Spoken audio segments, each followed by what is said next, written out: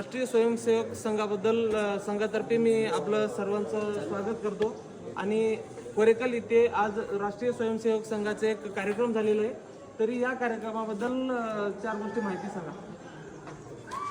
आज राष्ट्रीय स्वयंसेवक संघ आज कार्यक्रम कोरेकल इथे झालेला आहे आणि त्या कार्यक्रमाला आवर्जून सगळे गावातील लहान मंडळी आलेली आहेत आणि आज संघ काय आहे आणि संघ काय करते ही सगळी माहिती आज देण्यात आलेली आहे.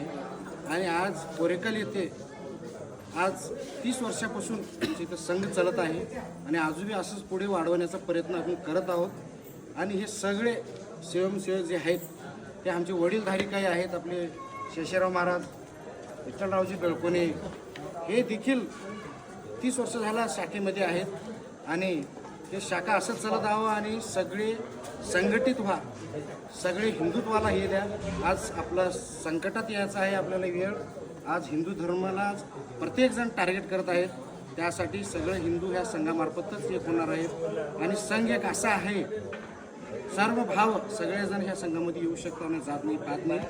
त्यासाठी त्या संघाचा कार्यक्रम आज कोरेखल येथे शतमान उत्सव निमित्त आज इथं कार्यक्रम पार पडलेला आहे.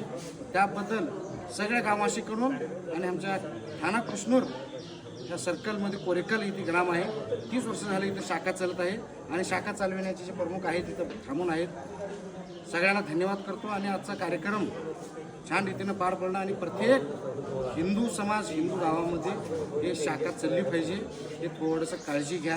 आज आपल्याला संकट यायची ही गरज आहे, तसं ही संकट येणार आहे आणि त्यासाठी तुम्ही एकत्र व्हा. धन्यवाद. तर अजून एक क्वेश्चन आहे.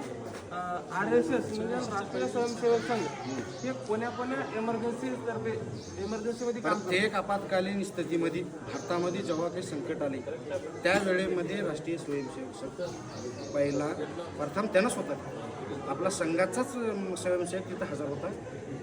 आज जसं बाढ आली तसं बाढ म्हणजे भूकंपग्रस्त होते त्या जागी पहिले आपला संघाच होता. मिलिटरीला सपोर्ट करणारा संघ होता. चीनचा युद्ध झाला त्याच्यामध्ये देखील संघच मिलिटरीवाला आपल्या आर्मीवाला मदत करणारा संघच होता. त्यासाठी संघ हे